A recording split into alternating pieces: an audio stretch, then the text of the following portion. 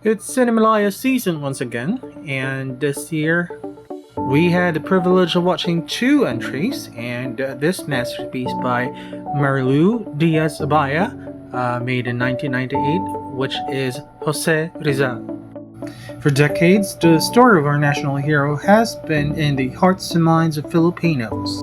This movie talks about his life, his ideals, and doing the ultimate sacrifice of laying his life on the line for the country. GMA Network recently initiated the restoration of this film so that future generations would be able to see it, and today the screening was held at the Met in Manila. We saw the film's lead actor, Cesar Montano, and we got to talk to him a bit about what he feels about on this film being restored. Kung talaga ito ng history, alam mo naman yan. Naman, oo. Grabe.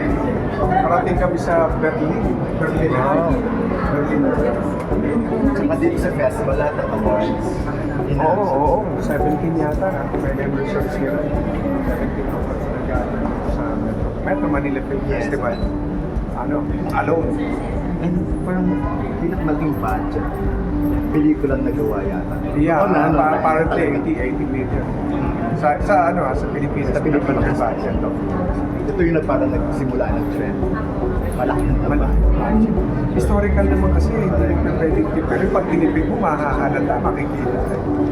Historical sa costume pa lang, di ba? Location.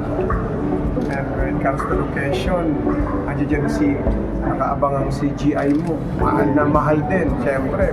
Kung magbubura ka ng mga bagay na dapat burahin sa computer.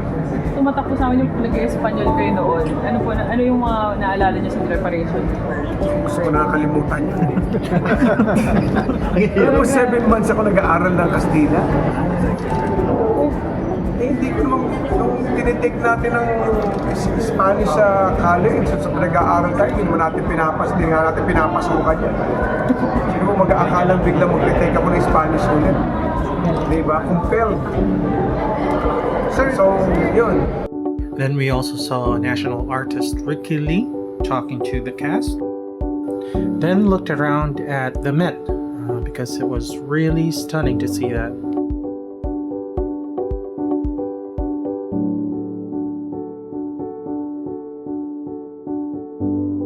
We then proceeded to the Metropolitan Theater to also check out the interior design. It's really nice.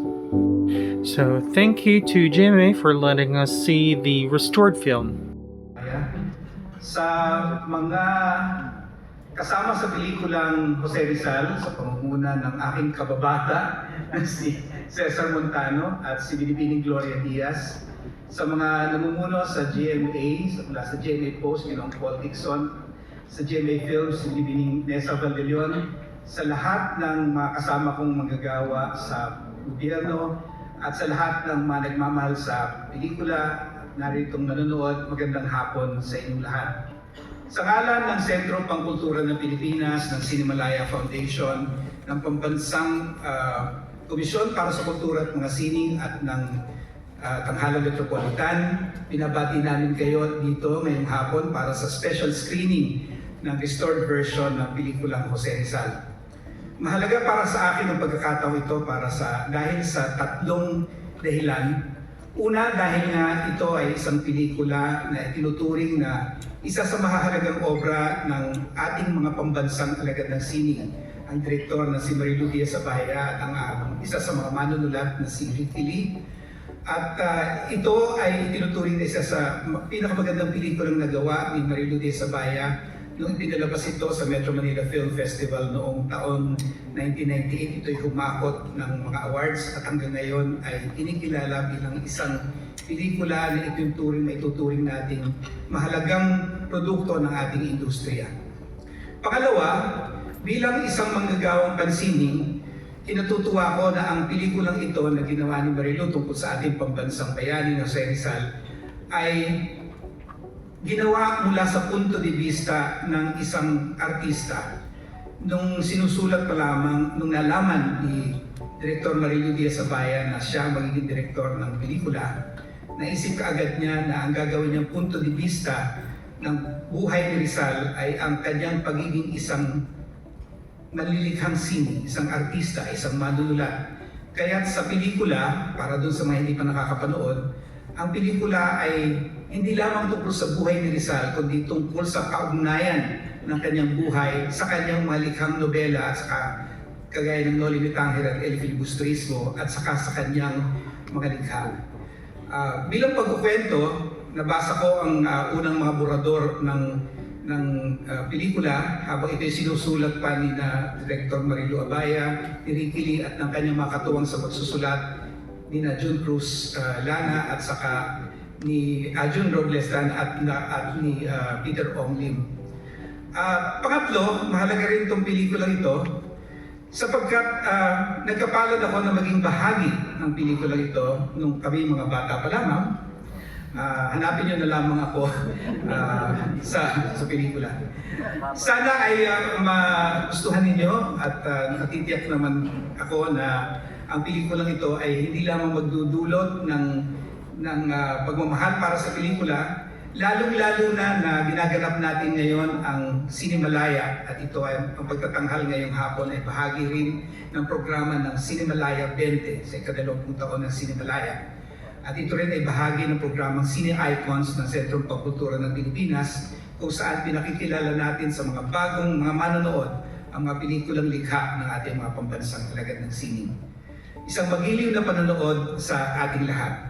Magandang hapon po sa inyo. Masaya dahil na-restore itong si Rizal at mas marami nang makakapanood. Nalulungkot ako dahil wala si Marilu na kasama natin ngayon. Nung matapos namin gawin ni Marilu yung trilogy namin on women, brutal, moral, carnal, gusto niyang gumawa ng trilogy on men. And ang gusto niyang bida dun sa tatlo ay si Cesar Montano. So that's how we were able to make Jose Rizal noong una, and then Muro Ami, and then Bagong Buwan. Napakalawak ng buhay ni Jose Rizal, kaya nag-lock po kami para mag-discuss kung paano bibigyan ng focus.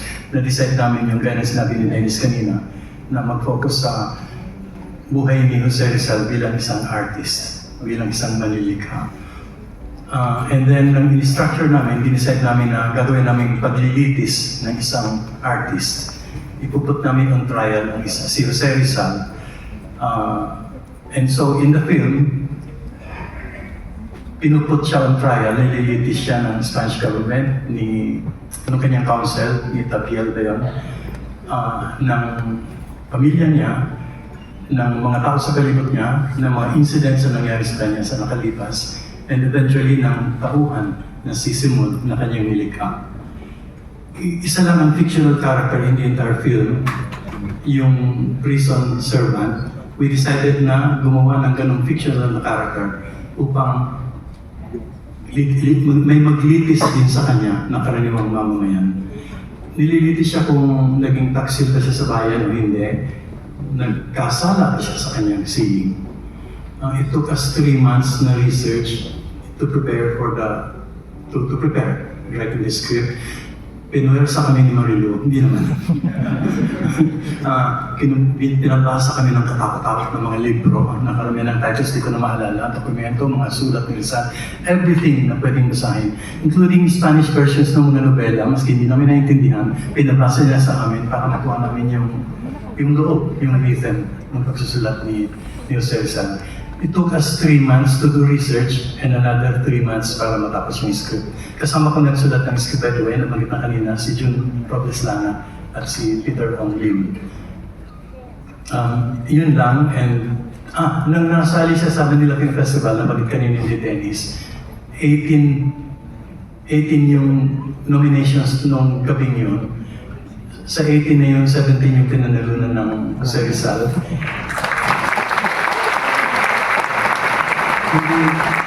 Hindi siya nanalo ng Best Actress kasi walang bidang babae doon sa pelikula.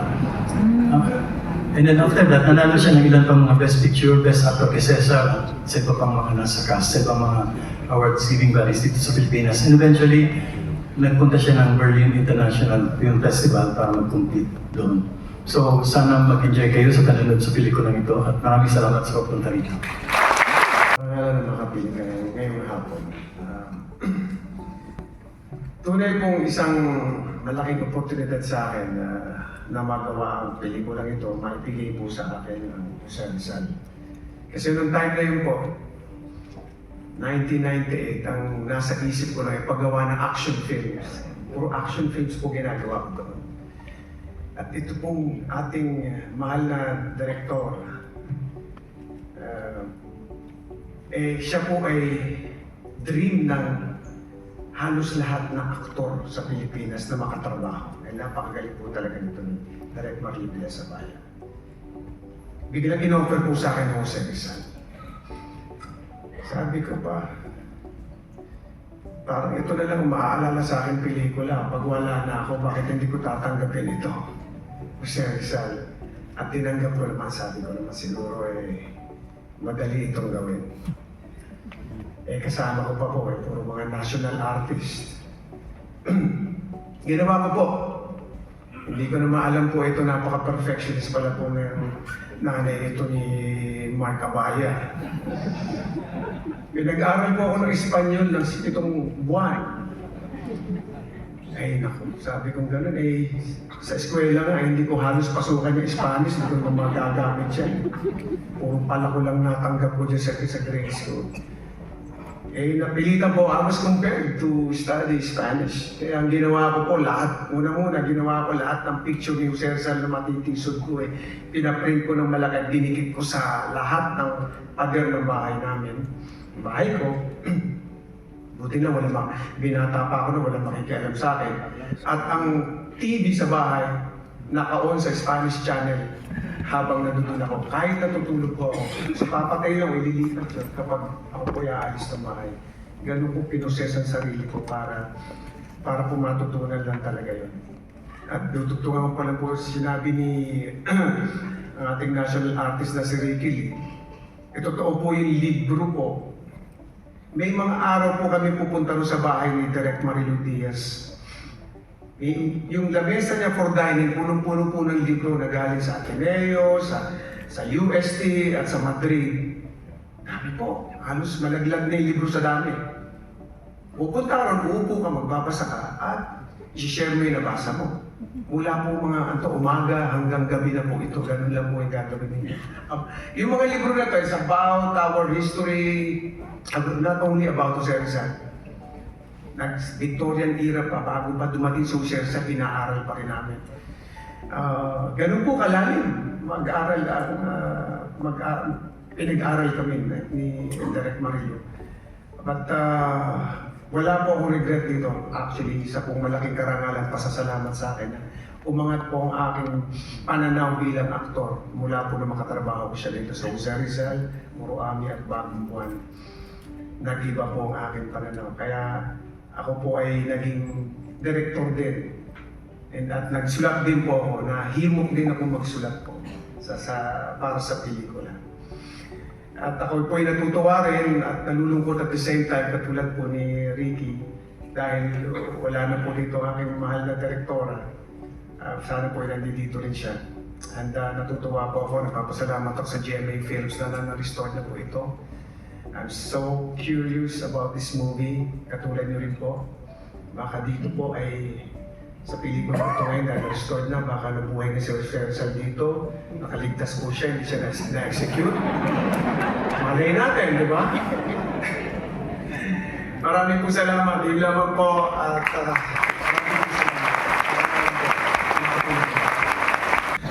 Magandang gabi po.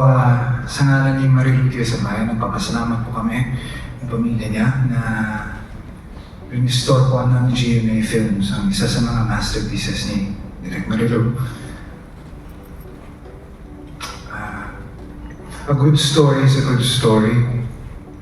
Period. A good story can become a great story depending on how you tell the story.